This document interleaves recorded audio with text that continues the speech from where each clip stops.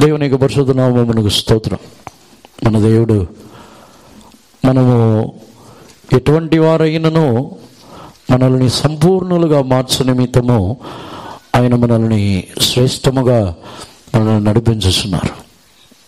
మనము కూడా దేవుడు మనల్ని నడిపించుతున్న మార్గములలో మనం పూర్ణముగా మనల్ని సమర్పించుకున్నట్లయితే దేవునికి మన ఎడల ఆయన చేసిన క్రియ చాలా సులువుగా ఉంటుంది.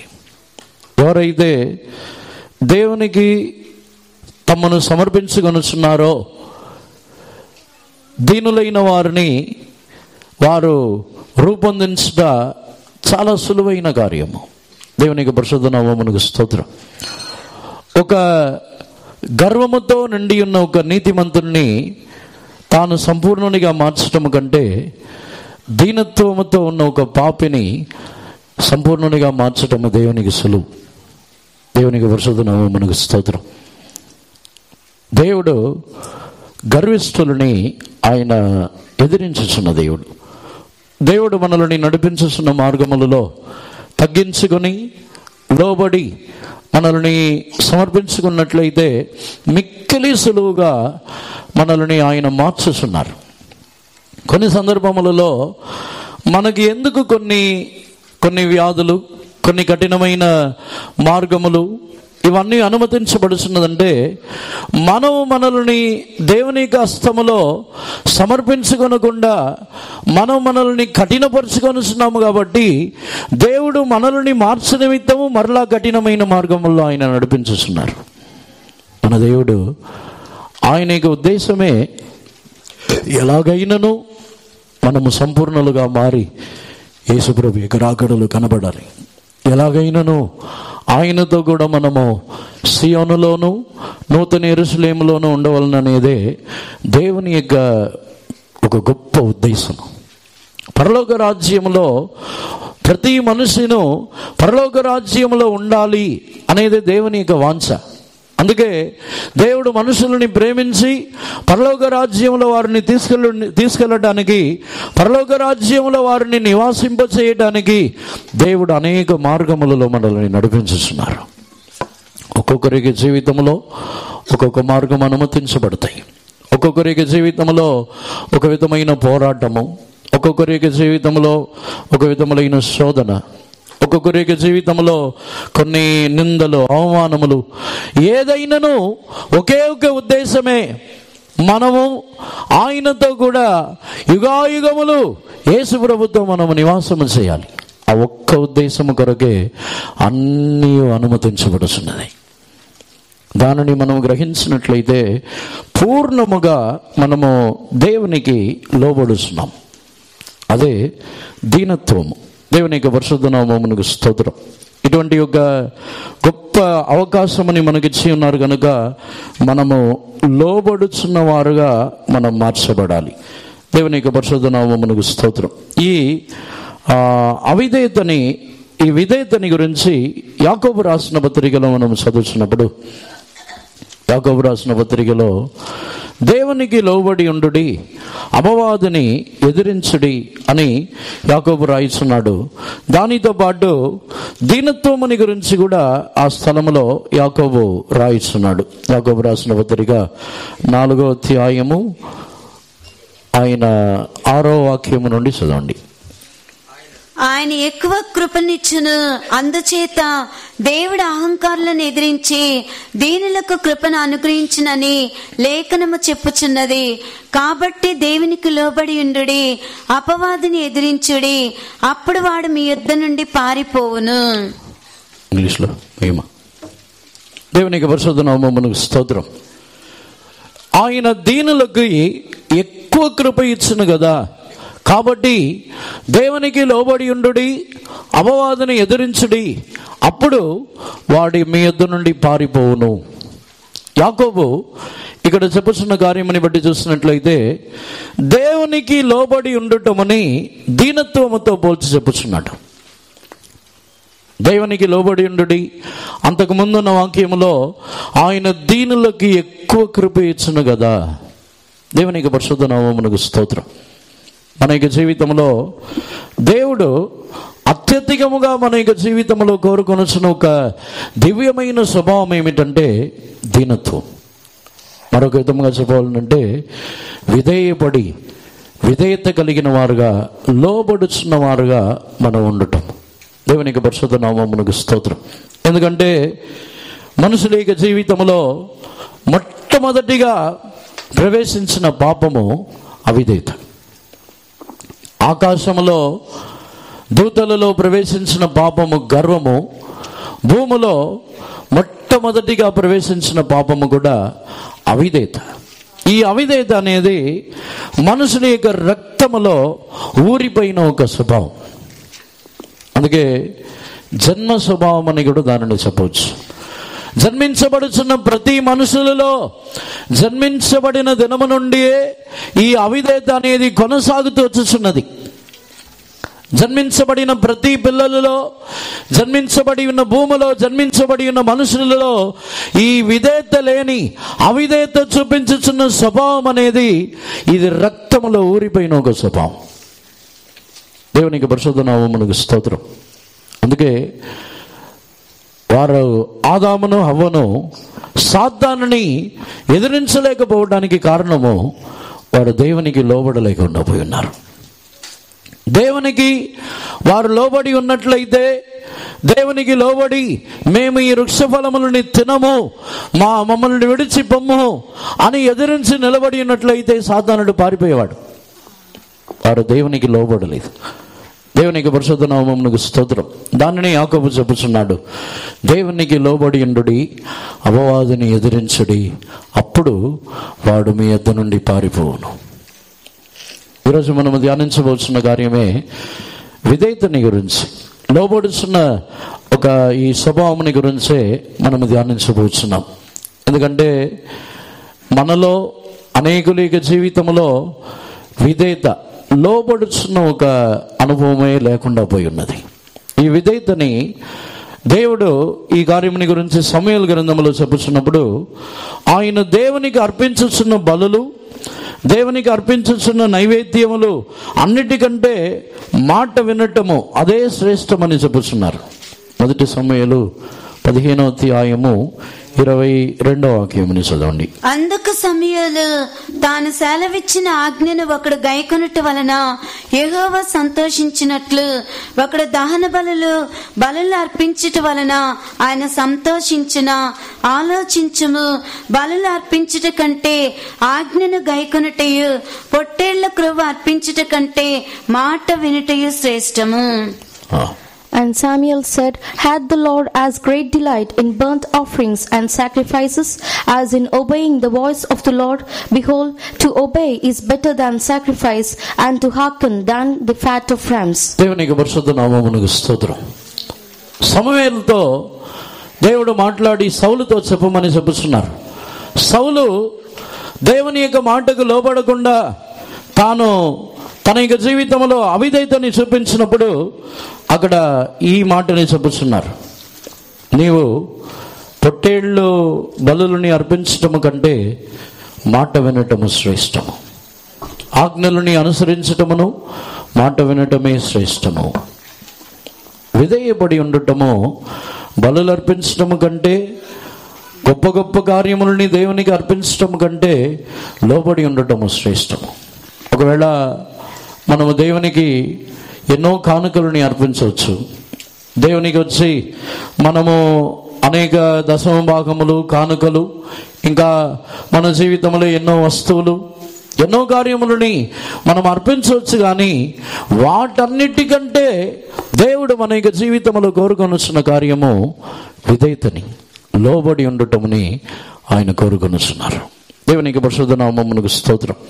మనము లోబడవలసిన కార్యములని గురించే ఈరోజు మన యొక్క జీవితంలో మనము ధ్యానించబోతున్నాం.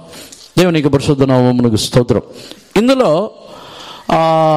విధేయత, లోబడి ఉండాలి, ఇదే శ్రేష్టమైనది అని చెప్పినప్పుడు ఎవరికి లోబడాలి, ఏ విధముగా లోబడాలి, ఏ కార్యమునకు లోబడాలని ముందుగా మనము తెలుసుకోవాలి.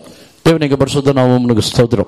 మొట్టమొదటిగా అపోస్తలుల కార్యము 5వ అధ్యాయము 29వ వాక్యములో మనము చదివినట్లయితే అక్కడ అపోస్తలులైన వారు తమకు విరోధముగా మాట్లాడుతున్న వారిని ప్రశ్నలు అడుగుతున్నారు. మేము ఎవరికి లోబడాలి?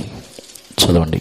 అందుకు పేతురును అపోస్తలులను, మనుషులకు కాదు దేవునికే మేము లోబడవలను కదా, మీరు మ్రాను వ్రేలాడవేసి. Then Peter and the other apostles answered and said, we ought to obey God rather than men. దేవునికి పరిశుద్ధ నామమునకు స్తోత్రం. పేతురు మేము మనుషులకు కాదు దేవునికి లోబడి ఉండవలను కదా అని ఇక్కడ ఒక మాటని అడుగుతున్నాడు. దీనిని బట్టి చూసినట్లయితే మనం మనుషులు ఎవరికును లోబడకూడదని కాదు. చాలామంది దీనిని బట్టి మేము మనుషులకు లోబడవలసిన అవసరం లేదు కదా, మనుషులు చెప్పిన మాటకు నేను వినవలసిన అవసరం లేదు కదా, దేవునికి మాత్రము లోబడి ఉంటే చాలు కదా అని అనుకొనిస్తున్నారు. ఈ వాక్యం యొక్క అర్థం ఏమిటంటే, దానిని అపోస్తలుడైన పౌలు దీని గురించి పత్రికల్లో రాయిస్తున్నాడు. దీనిని గురించి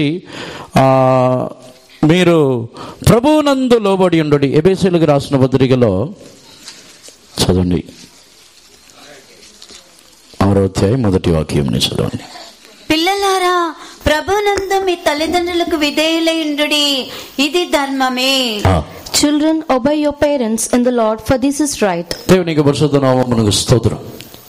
విధేయపడుతున్న విషయమునకు వచ్చినట్లయితే మనం మొట్టమొదటిగా దేవునికి లోబడి ఉండాలి, దేవునికి లోబడాలి. సౌలు విషయంలో దేవుడు దానిని చెబుతున్నారు, విధేయపడి ఉండవలనని. సౌలు కూడా దేవునికి లోబడకుండా జనుల యొక్క మాటలని బట్టి తాను సౌలు వారికి లోబడి ఉన్నాడు, వారి యొక్క మాటని బట్టి ఆ కార్యమని చేసి ఉన్నాడు. అక్కడ ఆ అధ్యాయమంతటిని పూర్తిగా చదివి చూసినట్లయితే నేను మనుషుల యొక్క మాటలని బట్టి వారిని బట్టి చేసి ఉన్నాను అంటున్నాడు. దేవునికి పరిశుద్ధ నామమునకు స్తోత్రం. ఇప్పుడు అనేకులకున్న సందేహం ఏమిటంటే మేము ఎవరికి లోబడాలి? భూమిలో ఉన్న మనుషులు ఎవరైనానో దేవునికి విరోధమైన కార్యమో లేకపోతే దేవుని యొక్క సన్నిధానమునకు వచ్చుచున్న విషయమో దేవునికి విరోధమైన ఏ కార్యము ఎవరు చెప్పిననో దానికి లోబడవలసిన అవసరం లేదు. దానినే పేతురు తాను చెప్పుచున్నాడు, మేము ఎవరికి లోబడాలి?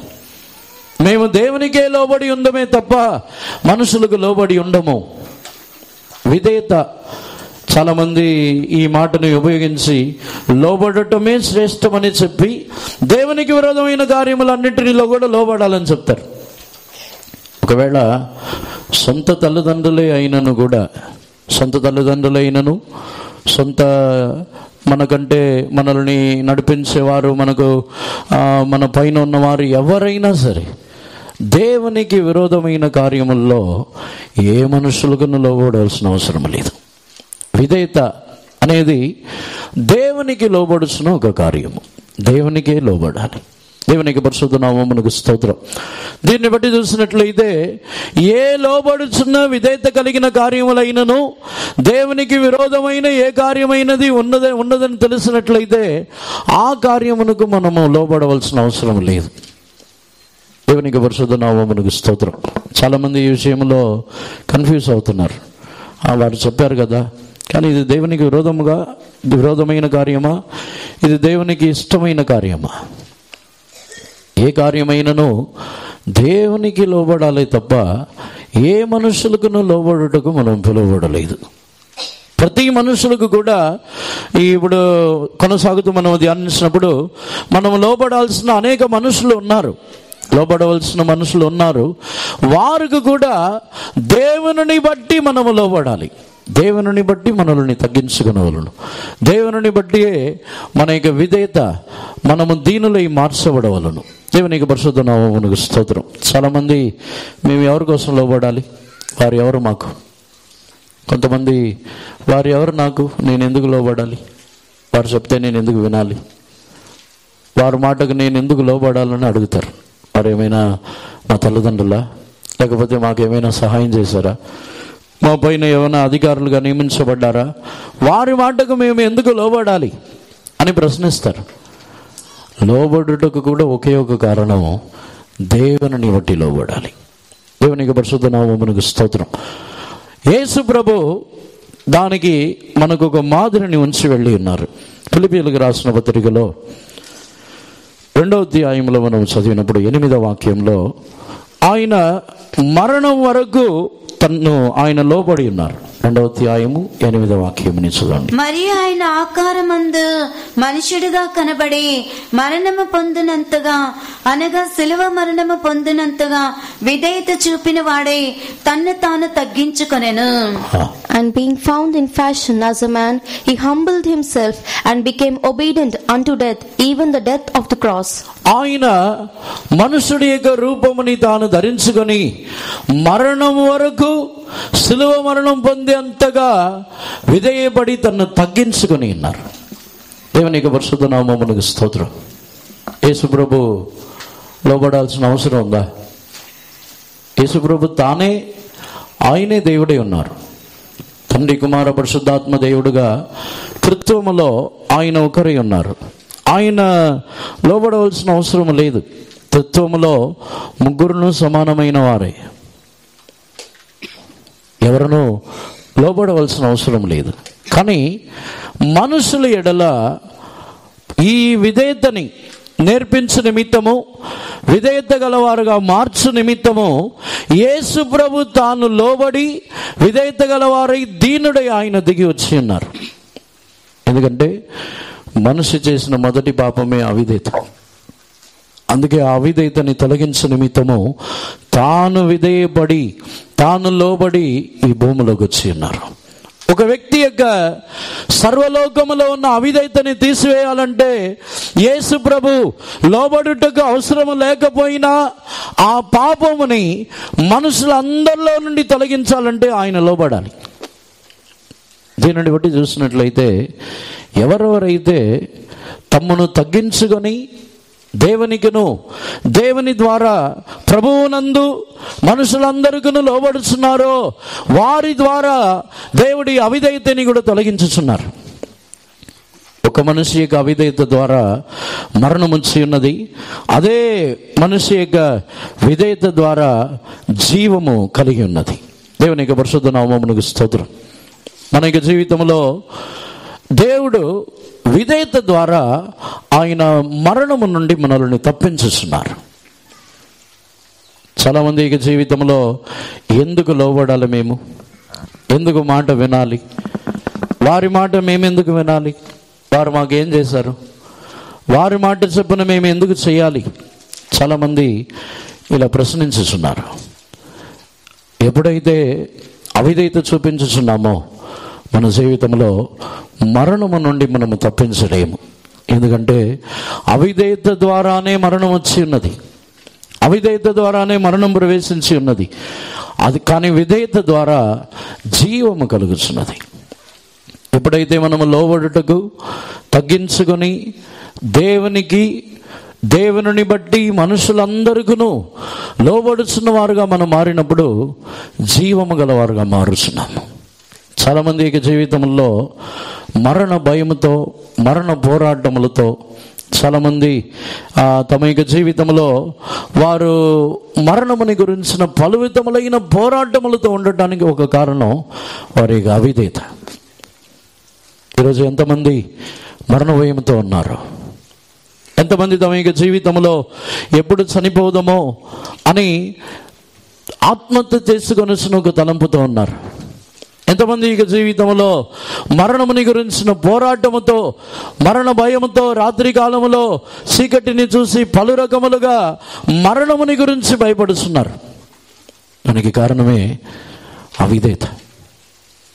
ఎందుకంటే అవిధేయత ద్వారానే మరణం వచ్చి ఉన్నది. మొదటి ఆదాము యొక్క అవిధేయత ద్వారా మరణం వచ్చి ఉన్నది. రెండవ ఆదామైన యేసు ప్రభు ద్వారా, ఆయన యొక్క విధేయత ద్వారా మరణము తొలగిపోయి జీవం ప్రవేశించి ఉన్నది. ఇప్పుడు మనం ఎందుకు లోబడాలంటే ప్రభువునందు అందరికీ మనము లోబడాలి. లోబడినప్పుడే జీవము కలుగుతున్నది. మన జీవితంలో ఉన్న మరణము తొలగిపోతున్నది. చాలామందికి మరణ వ్యాధులు, ఎప్పుడు చూసినను కొన్ని విధములైన పోరాటములు. ఎప్పుడైతే దేవునికి మనము లోబడుటకు మనల్ని తగ్గించుకొనుచున్నామో అప్పుడు మన యొక్క జీవితంలో ఉన్న ఈ మరణ పోరాటములో నుండి విడుదల పొంది జీవం పొందుచున్నాము. దేవునికి పరిశుద్ధ నామమునకు స్తోత్రం. యేసు ప్రభు తాను సిలువ మరణము పొంది అంతగా ఆయన తను తగ్గించుకొని ఉన్నారు. అందుకే అదే ఫిలిప్పీయులకు రాసిన పత్రికలో మనం చదివినప్పుడు ఆయన తగ్గించుకొని ఉన్నారు కనుకనే ఆయన హెచ్చింపబడి ఉన్నారు. 9వ వాక్యముని చదవండి. అందుచేతను పరలోకమందున్న వారిలో గాని, భూమి మీద ఉన్న వారిలో గాని, భూమి క్రింద ఉన్న వారిలో గాని ప్రతి వాని మోకాలను యేసు నామమున వంగునట్లును, ప్రతి వాని నాలుకయు తండ్రి అయిన దేవుని మహిమార్థమై యేసుక్రీస్తు ప్రభు అని ఒప్పుకొనున్నట్లును దేవుడు ఆయనను అధికముగా హెచ్చించి ప్రతి నామమునకు పై నామమున ఆయనను అనుగ్రహించెను. Wherefore God also hath highly exalted him, and given him a name which is above every name, that at the name of Jesus every knee should bow, of things in heaven and things in earth and things under the earth, and that every tongue should confess that Jesus Christ is Lord, to the glory of God the Father. ఆయన లోబడినందున దేవుడు ఆయనని అన్ని నామముల కంటే పై నామమునిచ్చి హెచ్చించి ఆకాశములో గాని భూమిలో గాని సమస్త జీవులు ఆయన ఎదుట నమస్కరించి సాగిలపడవలసిన ఒక గొప్ప నామముని ఇచ్చి ఉన్నారు. యేసు ప్రభు ఇవన్నీ ఆయనకి ఇవ్వబడడానికి ఒకే కారణం, ఆయన లోబడి ఉన్నారు. మన జీవితంలో కూడా శరీర ప్రకారముగా మనం హెచ్చింపబడవలనన్నా, ఆత్మానుసారముగా మనం హెచ్చింపబడవలనన్నా ప్రభువునందు లోబడి ఉండాలి. ఎప్పుడైతే ప్రభువునందు మనం లోబడి ఉంటామో, ఎప్పుడు మనము దేవుని యొక్క చేతిలో అణిగి లోబడిన వారుగా కనబడతామో అప్పుడు ఆయన మనల్ని హెచ్చించుచున్నారు. దేవుని యొక్క పరిశుద్ధ నామమునకు స్తోత్రం.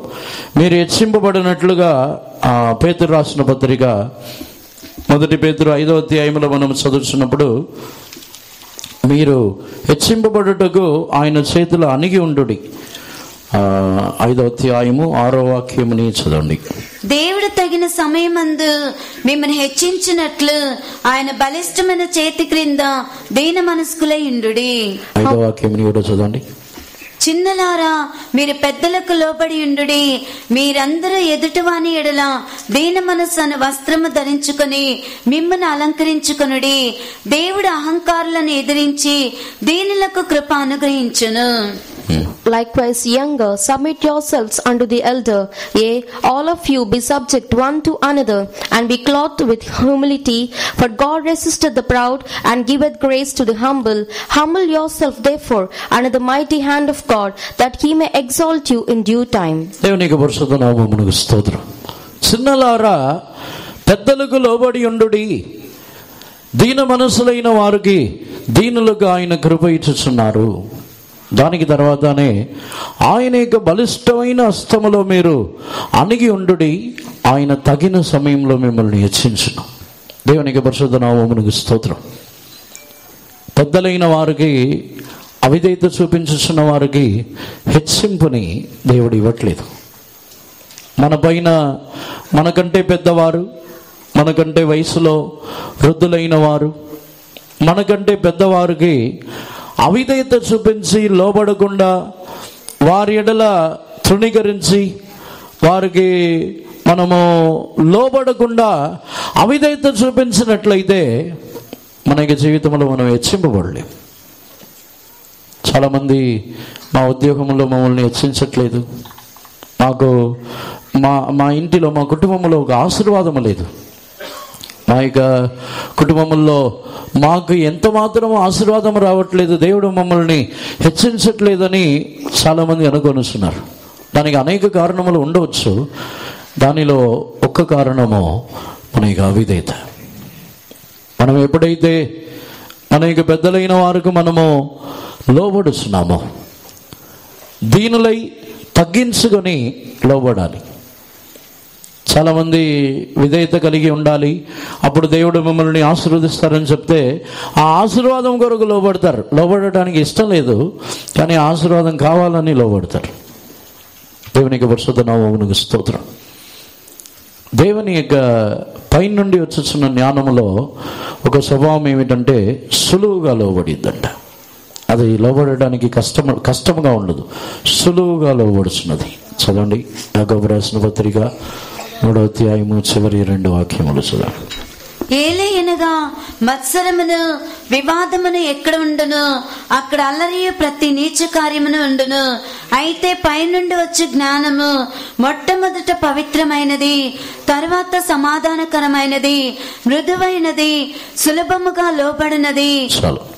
But the wisdom that is from above is first pure, then peaceable, gentle, and easy to be entreated, full of mercy and సులభముగా లోబడున్నది.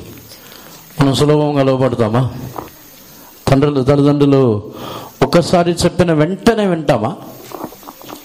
మనకంటే పెద్దవారు ఒక్కసారి చెప్పిన వెంటనే వింటాం. మనం లోబడతామా? మనకి జీవితంలో ఆ సమయంలోనే ఏదో ఒక కారణం చెప్తాం.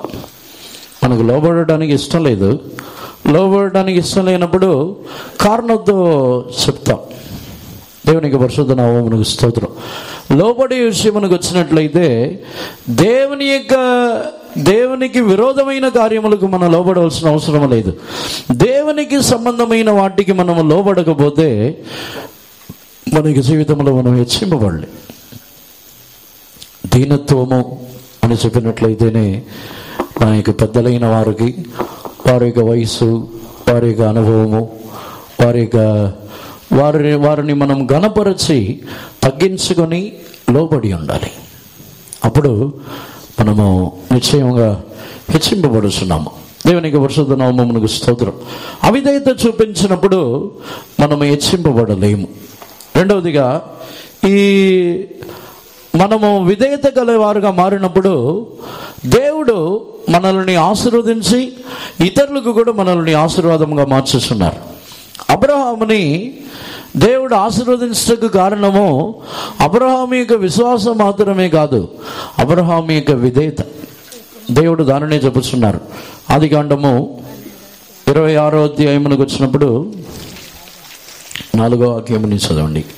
ఏలియనగా నీకును నీ సంతానమునకును ఈ దేశములన్నీ ఇచ్చి నీ తండ్రి అయిన అబ్రహాముతో నేను చేసిన ప్రమాణము నెరవేర్చి ఆకాశ నక్షత్రముల వలె నీ సంతానమును విస్తరింపచేసి ఈ దేశములన్నీ నీ సంతానమునకు ఇచ్చేదను. నీ సంతానము వలన సమస్త భూలోకములోని సమస్త జనులు ఆశీర్వదింపబడుదురు. And I will make Abraham లోబడిన విషయం లేదా? 26వ అధ్యాయం 3వ వాక్యం. ఈ దేశమందు పరవాసవై ఉండుము, నేను నీకు తోడయుండి నిన్ను ఆశీర్వదించెదను. ఇంగ్లీష్లో, sojourn in this land, and I will be with thee, and will bless thee, for unto thee and unto thy seed I will give all these countries, and I will perform the oath which I swear unto Abraham thy father, and I will make thy seed to multiply as the stars of heaven, and will give unto thy seed all these countries, and in thy seed shall all the nations of the earth be blessed. Because that Abraham obeyed my voice and kept my charge, my commandments, my statutes and my laws. దేవుడు అబ్రహాము యొక్క సంతతి వారందరినీ కూడా ఆశీర్వదించుచున్నారు. దానికి దేవుడు ఒక కారణమని చెప్పుచున్నారు. నేను అబ్రహాము నాకు లోబడి, అబ్రహాము నా యొక్క కట్టడలు విధులన్నిటికీ లోబడినందున నిన్ను నీ యొక్క సంతతి వారిని కూడా నేను ఆశీర్వదిస్తానంటున్నారు. మన యొక్క కుటుంబంలో మన యొక్క పిల్లలు ఆశీర్వాదంగా ఉండవాలంటే మనము లోబడి ఉండాలి. ఈ రోజుల్లో చాలామంది మా పిల్లలు మాకు లోబడట్లేదు, మా పిల్లలు మా మాట వినట్లేదు అని చెప్పుతున్నారు. పిల్లలైన వారి యొక్క విషయంలో మనము పిల్లలుగా ఉన్నప్పుడు లోబడ్డామా? చాలామంది కంప్లైంట్ చేస్తారు, మా కింద ఉన్న వాళ్ళు లోబడట్లేదు, మేము చెప్పింది వినట్లేదు. మనం చిన్నప్పుడు ఉన్నామా? మనం ఏం చేసామో అదే రిపీట్ అయింది. దేవునికి పరిశుద్ధ నామమునకు స్తోత్రం. ఇప్పుడు చాలా బాధపడతారు, మేము చెప్పినట్టే చేయట్లేదు, మా మాట వినట్లేదంటే మనం ఇంతకుముందు ఇతరులు మన పైన ఉన్నవారు చెప్పినట్టు చేసామా? విధేయత, లోబడుచున్న అనుభవం చూసినట్లయితే అబ్రహాము ద్వారా తన యొక్క సంతతి వారు ఆశీర్వదింపబడుతున్నారు. అబ్రహాము యొక్క విధేయత ద్వారా తన యొక్క సంతతి, తన యొక్క సంతానం ఇస్సాకు, యాకోబు అందరూ అబ్రహాము యొక్క విధేయత ద్వారా ఆశీర్వదింపబడుతున్నారు. వారు కూడా విధేయత గల వారుగా మారుతున్నారు. దేవునికి పరిశుద్ధ నామమునకు స్తోత్రం. మనము కూడా విధేయులైన వారుగా మనము మారినప్పుడు మన యొక్క సంతతి కూడా ఆశీర్వదింపబడుతున్నది. మన యొక్క పిల్లలు ఆశీర్వదింపబడతారు. మనము లోబడుచున్న వారుగా ఉంటే మన యొక్క పిల్లలు నిశ్చయముగా మనకు లోబడివారుగా మారుతారు. నేను ఎంతో లోబడి ఉన్నాను, అయినా ఇప్పుడు మా పిల్లలు లోబడట్లేదని ఎంత మాత్రమును బాధపడవద్దు. నిశ్చయముగా మనము విధేయత గలవారుగా, దేవునికి లోబడుచున్న వారుగా, దేవుని యొక్క మాట చెప్పుననే నడుచుకొనిస్తున్న వారుగా మనం మారుస్తున్నప్పుడు మన యొక్క సంతతి వారు కూడా అలా మారుస్తున్నారు. దేవునికి పరిశుద్ధ నామమునకు స్తోత్రం. ఎందుకంటే మన యొక్క గర్భములో నుండి జన్మించబడుతున్న వారు, మనం అవిధేయత గలవారైతే మన గర్భంలో జన్మించబడిన వారు విధేయత గలవారుగా పుడతారు ఏంటి? వారు కూడా అవిధేయులైన పుడతారు. ఎందుకంటే ఆ విత్తు, ఆ యొక్క సంతానము అది సర్వ సంతానముగా లేకపోతే దేవుని యొక్క సంతానమా అని నిర్ణయించవలసినది మన యొక్క సొంత జీవితం. ఇప్పుడు జీవించుచున్న కాలంలో మనం అవిధేయులై దేవునికి లోబడకుండా, దేవుని వాక్యములకు లోబడకుండా, దేవుని బట్టి మన యొక్క పెద్దలు, మన యొక్క తల్లిదండ్రులకు లోబడకుండా మన యొక్క జీవితంలో మనం జీవించినట్లయితే మన ద్వారా జన్మించబడుచున్న బిడ్డ వచ్చి సర్వసంతానముగానే ఉంటుంది. అది దేవుని సంతానముగా జన్మించబడదు. సర్వసంతానం వచ్చి అవిధేయత ద్వారానే వచ్చింది. ఆదామును హవ్వను అవిధేయత చూపించినందున వారిలో నుండి ఒక సర్ప సంతానం బయటకు వచ్చింది. మనలో నుండి కూడా మనం అవిధేయులై మన యొక్క తల్లిదండ్రులకు లోబడకుండా, పెద్దలకు లోబడకుండా, దేవుని వాక్యమునకు లోబడకుండా, దేవునికి లోబడకుండా మన యొక్క జీవితంలో మనము కొనసాగుతూ జీవించుతూ ఉన్నట్లయితే మనలో నుండి వచ్చేది సర్వసంతానమే ఉంటుంది. మళ్ళీ ఇప్పుడు ఆ దేవుడు ఆ సర్వసంతానముని మార్చే పనిలో ఉండాలి. మరలా ఆ సర్వసంతానముని మార్చి మరలా దేవుని సంతానముగా కలుగజేసి వారిలో నుండి ఒక సంతానముని, మంచి సంతానముని జన్మింపజేయాలి. అందుకే దేవునికి వచ్చి ఆయన సులువ మరణముని పొందిన తర్వాత కూడా ఇన్ని వేల సంవత్సరములుగా మనుషుల యొక్క జీవితంలో ఆయన క్రియలను జరిపించుతున్నారంటే దానికి కారణం ఇదే. దేవుడు ఒక వ్యక్తిని దేవుని యొక్క సంతానముగా, ఆయన యొక్క కుమారుడుగా, కుమార్తెగా మార్చాలని కోరుచున్నారు.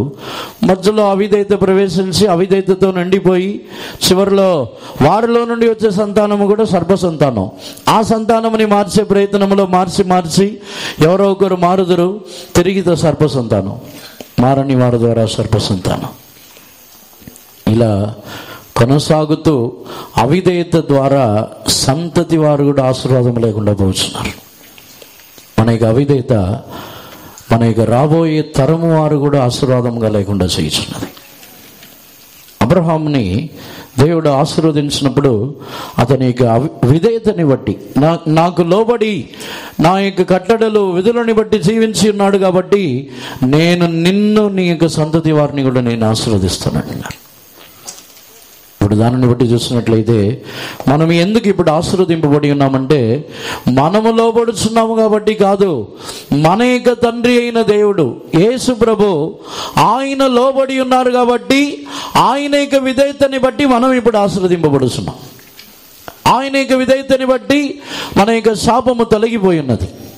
ఆయన యొక్క విధేయతని బట్టియే ఇప్పుడు మన యొక్క జీవితంలో కష్టములు, శాపములు, వ్యాధి తొలగిపోయి ఇప్పుడు ఆశీర్వాదముగా ఉన్నాం. ఇప్పుడు శాపము లేకుండా పోషింపబడుతున్నాం. శాపము లేకుండా మన యొక్క జీవితంలో సంతోషముగా ఉన్నామంటే దానికి కారణము యేసు ప్రభు యొక్క విధేయత ద్వారా కలిగిన ఆశీర్వాదం. అది ఆయన ద్వారా ఆయన యొక్క సంతతి ఆశీర్వదింపబడుతున్నది. దేవునికి పరిశుద్ధ నామమునకు స్తోత్రం. అందుకే విధేయులైన వారుగా మార్చబడవాలనేదే దేవుని యొక్క వాంఛ. ఇదే ఆది కాండము 28వ అధ్యాయమునకు వచ్చినట్లయితే 7వ వాక్యంని చదవండి. యాకోబు తన తల్లిదండ్రుల మాట విని పద్దనరామునకు వెళ్లిపోయిననియు ఏశావు తెలుసుకునినప్పుడు, and that Jacob obeyed his father and his mother and was gone to Padanaram. దేవునికి పరిశుద్ధ నామమునకు స్తోత్రం.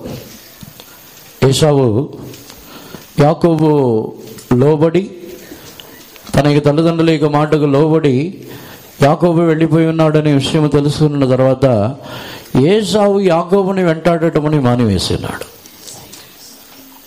దీన్ని బట్టి చూసినట్లయితే ఒక వ్యక్తి తన యొక్క తల్లిదండ్రులకి, ప్రభువుని బట్టి, దేవుని బట్టి తన యొక్క తల్లిదండ్రులైన వారికి లోబడినట్లయితే వారి యొక్క జీవితంలో శత్రు యొక్క చేతుల నుండి తప్పించబడుతున్నారు.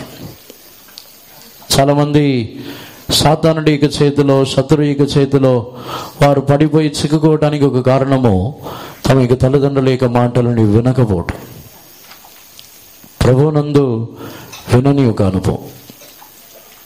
మనవాళ్ళు కొన్ని విషయాలని బాగా వింటారు.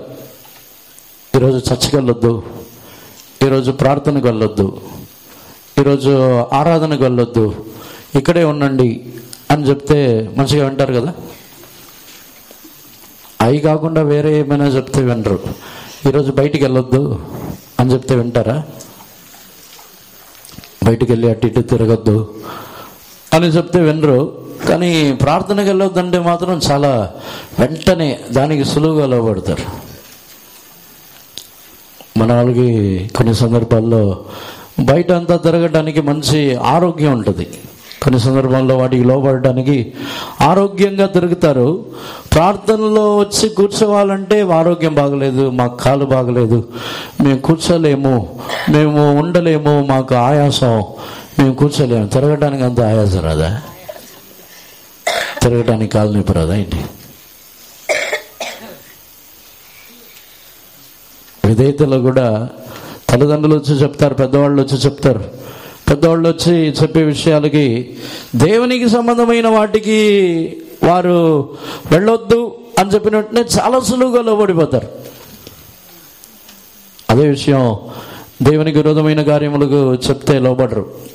మేము మా ఇష్టానికి ఉంటాం, మా ఇష్టానికే చేస్తాం, దానికే లోబడతారు. సేవకు వెళ్ళమంటే దేవుడు పిలుస్తున్నారు, దేవుడు ఆయన తన యొక్క సేవని చేయుటకు పిలుచుచున్నప్పుడు వాటిని ఎవరైనా ఆటంకపరిస్తే అయ్యో ఆటంకపరుస్తారని ఆగిపోతారు. అన్ని విషయాలని ఆటంకపరిస్తే ఆగిపోతారా? భోజనం చేయటమని ఆటంకపరిస్తే ఆగిపోతారా? మిగతా విషయాలని ఆటంకపరిస్తే ఆగట్లేదుగా, తెలియకుండా చేస్తున్నారుగా. మరి దేవుని యొద్దకు వచ్చి దేవునికి సేవ చేయాలని వచ్చినప్పుడు ఆటంకపరిచినప్పుడు ఎందుకు ఆగాలి? దేవునికి పరిశుద్ధ నామమునకు స్తోత్రం.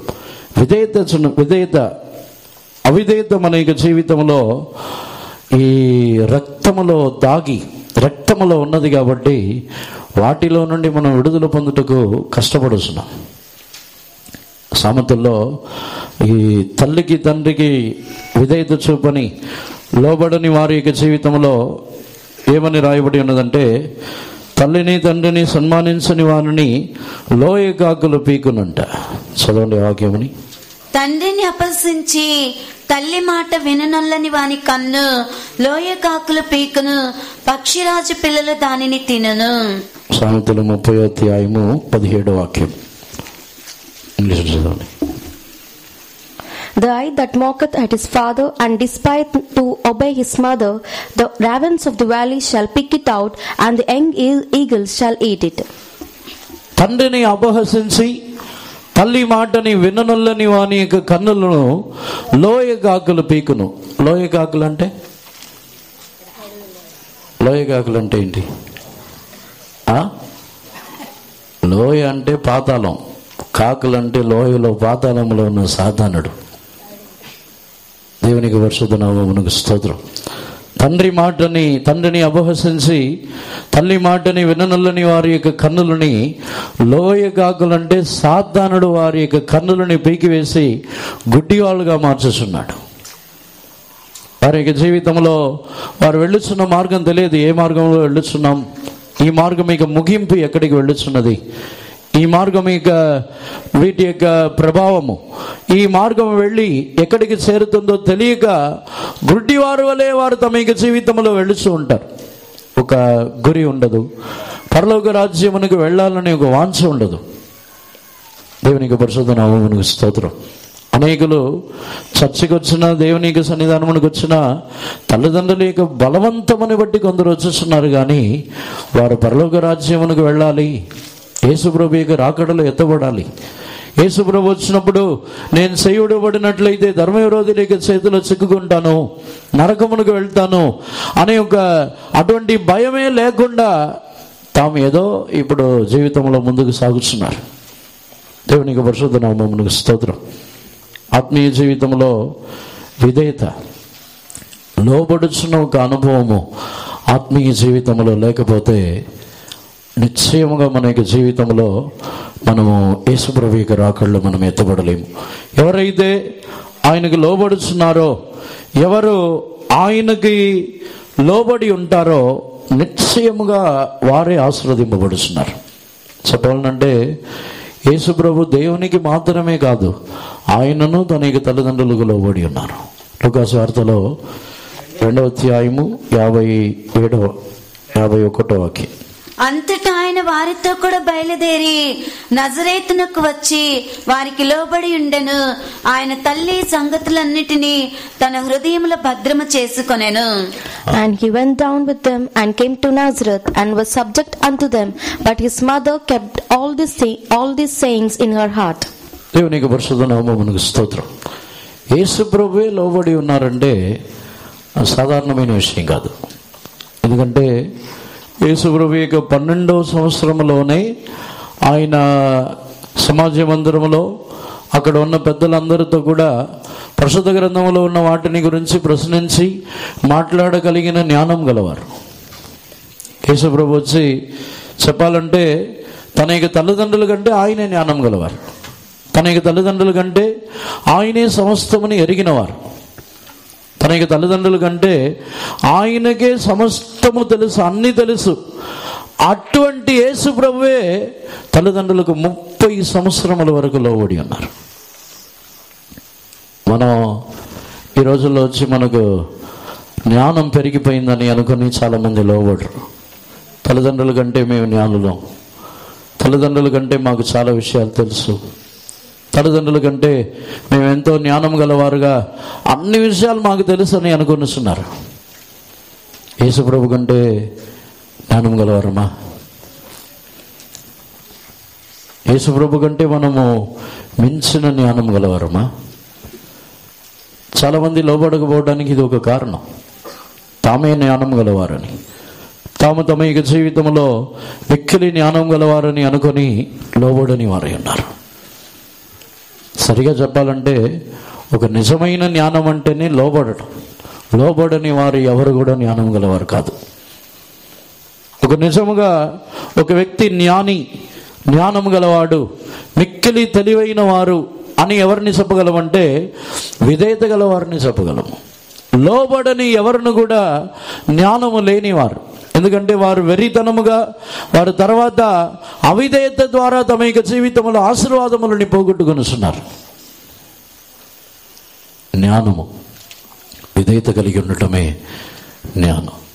విధేయత లేకపోవటం, అవిధేయతని చూపించటం, తల్లిదండ్రుల యొక్క మాటలని వినకుండా మన యొక్క సొంత ఇష్టమని బట్టి నడవటం అనేది జ్ఞానము కాదు. అది జ్ఞానము లేని ఒక అనుభవం. దేవునికి పరిశుద్ధ నామమునకు స్తోత్రం. నిశ్చయముగా మనము జ్ఞానం గలవారైతే విధేయత గలవారుగా మనం మారుచున్నాం. దేవునికి పరిశుద్ధ నామమునకు స్తోత్రం. అటు తర్వాత మనము లోబడుచున్న విషయంని పౌలు కొరింథీ సంఘమునకు రాయిస్తున్నాడు, మీరు అన్ని విషయములలో లోబడుతున్నారా లేరా అని నేను పరీక్షించు నిమిత్తం ఈ కార్యములని రాయిస్తున్నాను అంటున్నాడు. 2 కొరింథీ 2వ అధ్యాయము 9వ వాక్యమని చదవండి. మీరన్ని విషయములందు విధేయులై ఉన్నారేమో అని మీ యోగ్యత తెలుసుకున్నట్టుకే కదా పూర్వము రాసితిని. For to this end also did I write, that I might know the proof of you, whether ye be obedient in all things. మీరు అన్ని విషయములలో లోబడుచున్నారా అని తెలుసుకొనుటకే కదా నేను పూర్వమునందు రాసి ఉన్నాను. ఏ కార్యముని రాసి ఉన్నాడు? అక్కడ రాసిన కార్యం ఏమిటంటే 2వ అధ్యాయం మీకు మొదటి వాక్యంలో నుండి చదివి చూసినట్లయితే, ఒక వ్యక్తి సంఘములో పాపము చేసి ఉన్నాడు. ఆ వ్యక్తికి పౌలు వచ్చి కొంతకాలము శిక్షనిచ్చి ఉన్నాడు. దానికి తర్వాత ఆ వ్యక్తిని మరలా చేర్చుకొని ఆ వ్యక్తిని క్షమించమని రాయిస్తున్నాడు. దానికి కూడా మీరు లోబడతారా లేదా అని నేను పరీక్షిస్తున్నాను అంటున్నాడు. దేవునికి పరిశుద్ధ నామమునకు స్తోత్రం. మన యొక్క విధేయత ఎలా ఉంటుంది? ఎవరైనా తప్పు చేసిన వెంటనే వాళ్ళని తోసేయడానికి వెంటనే లోబడతాం, క్షమించడానికి లోబడతామా? పౌలు వచ్చి అడుగుతున్నాడు, మీరు అన్ని విషయముల్లో లోబడుతున్నారని నేను శోధించినట్లు ఈ కార్యమని రాయిస్తున్నాను. మనము క్షమించటకు మన పైన ఉన్న వారికి లోబడుతున్నామా? క్షమించటకు లోబడుతున్నామా? శిక్షించటకు లోబడుతున్నామా? మనం ఏ కార్యమునకు లోబడుతున్నాం? మనము ఇతరులని క్షమించటకు దేవునికి లోబడాలి. మనం నిశ్చయముగా దేవునికి లోబడుచున్న వారమైతే ప్రతి మనుషుల్ని క్షమించి తీరాలి. అదే దేవుని యొక్క మాట. మీరును నేను మిమ్మల్ని క్షమించిన రీతిగా మీరును క్షమించుడి అని యేసు ప్రభు చెప్పి ఉన్నారు. దానిని బట్టి చూసినట్లయితే మనము నిజముగా దేవునికి లోబడే వారమైతే అందరినీ క్షమించి ఉన్నామా? మనకి జీవితమునికి విరోధముగా క్రియ చేసిన వారు, మన జీవితంలో పలు రకములుగా మనల్ని నిందించిన వారు, మనల్ని హింసించుచున్నవారు, మన జీవితంలో చాలామంది మన విరోధంగా మాట్లాడతారు, మనల్ని బాధ పెడతారు, మనల్ని మోసం చేస్తారు, ఇంకా పలు రకములుగా మనకు అవిధేయత చూపిస్తారు, మనల్ని ఎదిరించవచ్చు, ఏదైనా చేయొచ్చు. వారిని క్షమించడానికి లోబడి ఉన్నామా? కొన్ని సందర్భాల్లో మనం ఎలా మాట్లాడతామంటే, నాకెందుకు లోబడలేదు, మనం వచ్చి ఇతరులకి అధికారంతో నాకెందుకు లోబడలేదు అని మనం అడుగుతాం. అని వాక్యముని బట్టి చూసినట్లయితే మీరు లోబడండి అని వాక్యం ఉంది, కానీ లోబడట్లేదని అడగని వాక్యం లేదు. ఉందా? మీరు లోబడి ఉండుడి, అధికారమునకు లోబడి ఉండుడి, ఇంకా ఏ కార్యమునకైనా మీరు లోబడి ఉండాలి అనే వాక్యం ఉంది. లోబడకపోతే దానిని గురించి అడగడానికి వాక్యం లేదు. దేవునికి పరిశుద్ధ నామమునకు స్తోత్రం. యేసుప్రభు యొక్క స్వభావం అది. ఎందుకంటే యేసుప్రభు యొక్క స్వభావం ఏమిటంటే, ఆయన అవిధేయులైన వారిని కూడా ప్రేమించి వారిని క్షమించుచున్నారు. అదే యేసుప్రభు యొక్క స్వభావం. ఒక తండ్రి యొక్క స్వభావం ఏమిటంటే, తనకు లోబడుచున్న బిడ్డని మాత్రమే కాదు, తనకు లోబడని బిడ్డని కూడా ప్రేమించుచున్నాడు. అదే తండ్రి యొక్క స్వభావం. ఆ బిడ్డని కూడా భరించి ప్రేమించి వారిని కూడా పరామర్శించుచున్నారు. దేవునికి పరిశుద్ధ నామమునకు స్తోత్రం. అపోస్తలుడైన పౌలు ఒక తండ్రి వలె ఆ కొరింథీ సంఘమునకు రాయిస్తున్నాడు. కొరింథీ సంఘమునకు మీరు అన్ని విషయములలో లోబడతారో ఏమో అని క్షమించమని కూడా రాయిస్తున్నాను అంటున్నాడు. వారు లోబడి ఉన్నారు, ఆ వ్యక్తిని క్షమించి ఉన్నారు. దేవునికి పరిశుద్ధ నామమునకు స్తోత్రం.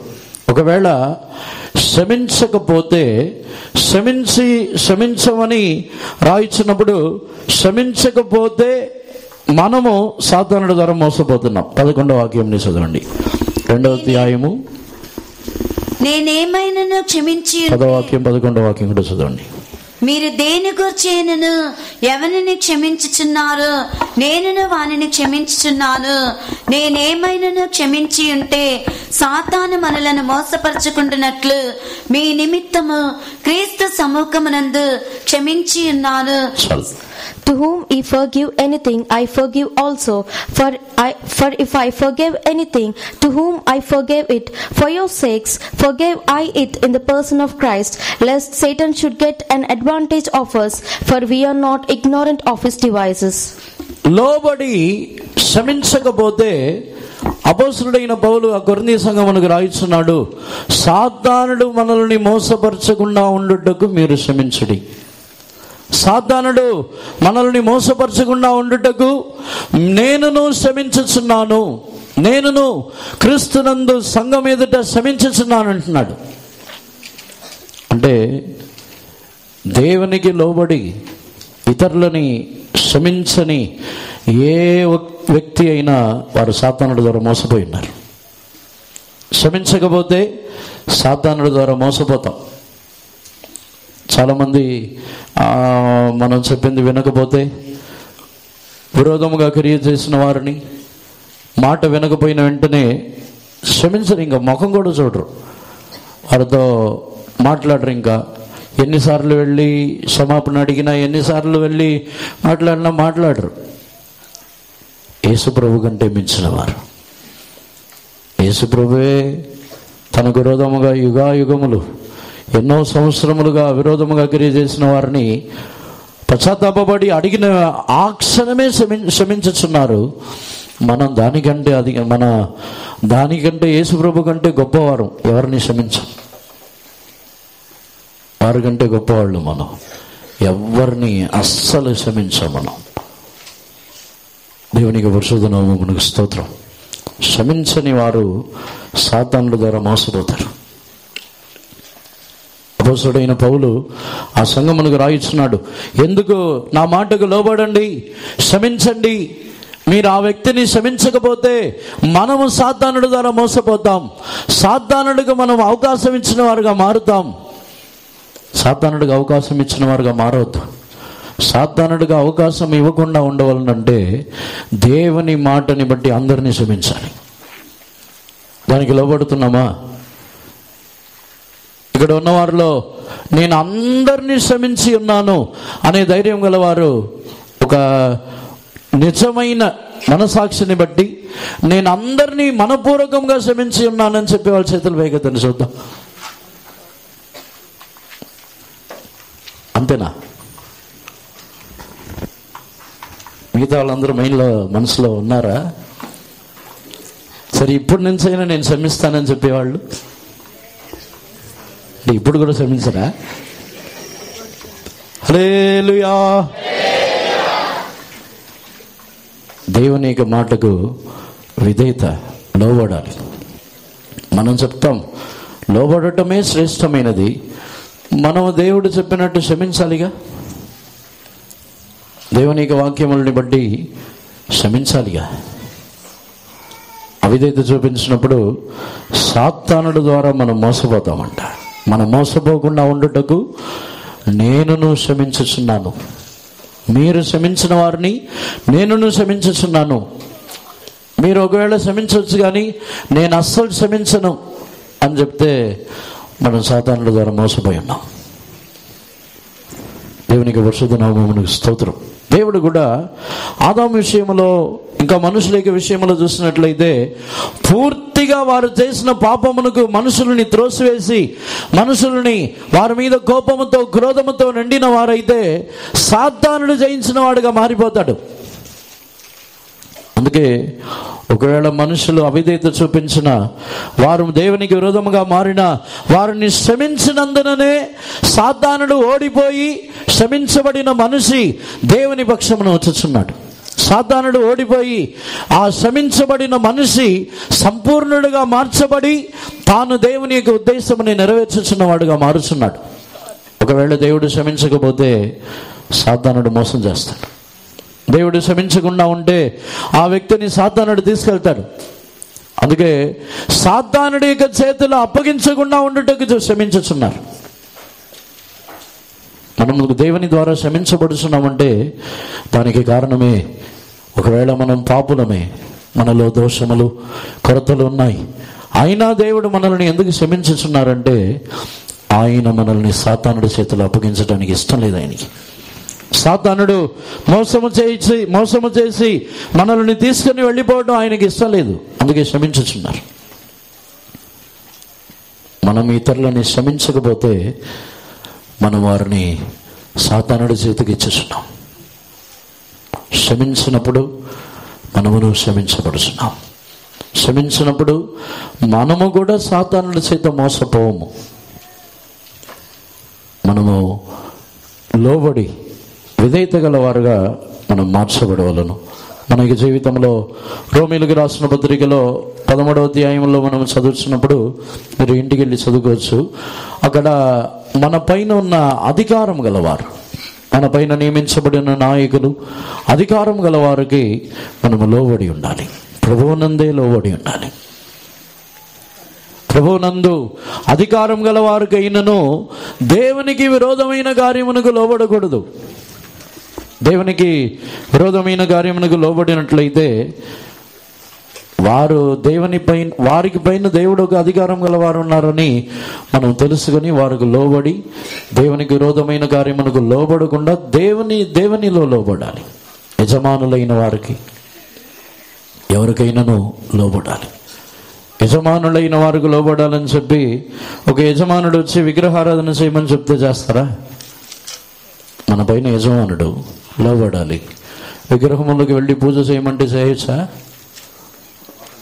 అన్ని విషయములలోనూ ప్రభువునందే లోబడాలి. ఒక యజమానుడు వచ్చి నువ్వు దేవుని సన్నిధానమునకే వెళ్ళకూడదని చెప్తే లోబడవచ్చా? ఆ యజమానుడే వద్దు, మనకి దేవుని సన్నిధానమే కావాలి. ఒక మన పైన ఉన్నవారు వచ్చి నీవు దేవుని సన్నిధానమునకు ప్రార్థనకు వెళ్ళొద్దని చెప్తే లోబడొచ్చా? వారు వద్దు, మనకు దేవుని సన్నిధానమే కావాలి. మనకు ఒకే ఒక యజమానుడు యేసు ప్రభు. మనము లోబడుతున్న ఏ కార్యమైనా ప్రభువునందే లోబడాలి. దేవునికి విరోధమైన ఏ కార్యములోనూ మనము లోబడకూడదు. అందరిని కూడా కన్నులు మూసుకుందాము. మనలో ఉన్న అవిధేయతని మనకి జీవితం నుండి తొలగించుకుందాం. వీలైతే అందరిని కూడా మోకాళ్ళ మీద నిలబడి మనల్ని తగ్గించుకుందాం. మన దేవునికి మనం లోబడాలి. దేవునికి లోబడటం అని చెప్పినట్లయితే దేవుని యొక్క వాక్యమునకు లోబడాలి. దేవునికి లోబడటం అంటే ఆయన నోటిలో నుండి చెప్పబడిన ఆయన మాటలకు మనం లోబడకపోతే ఆయనకు లోబడని వారమే. ఆయనకు మనం లోబడినప్పుడు నిశ్చయముగా మనం ఆశీర్వదింపబడుతున్నాం. మన యొక్క సంతతి ఆశీర్వదింపబడుతున్నది. ఆయనకు విధేయత గలవారుగా తల్లిదండ్రులకు మనము లోబడి ఉన్నప్పుడు నిశ్చయముగా దేవుడు మనల్ని ప్రకాశింపజేస్తున్నారు, ఆశీర్వదించుచున్నారు. మన యొక్క పెద్దలైన వారికి మనం లోబడి ఉన్నప్పుడు మనల్ని దేవుడు హెచ్చించుచున్నారు. విధేయత కలిగి ఉన్నప్పుడే మనకు జీవము కలుగుతున్నది. మరణము నుండి మనం విడుదల పొందుతున్నాం. లోబడినప్పుడే సాతానుడి యొక్క చేతిలో నుండి మనం తప్పించబడుతున్నాం. లోబడకపోతే సాతానుడి యొక్క చేతిలో నుండి మనం తప్పించబడలేం. అందరిని కూడా సమర్పించుకుని మనలో ఉన్న అవిధేయతని దేవుడు తొలగించినట్లుగా సమర్పించుకునేదాము. మనలో ఉన్న అవిధేయతని దేవుడు మనలో నుండి సంపూర్ణముగా తీసివేయనట్లుగా అందరిని సరి దేవుని స్తోత్రించదాము. స్తోత్రం స్తోత్రం స్తోత్రం స్తోత్రం స్తోత్రం స్తోత్రం అయ్యా, స్తోత్రం స్తోత్రం స్తోత్రం.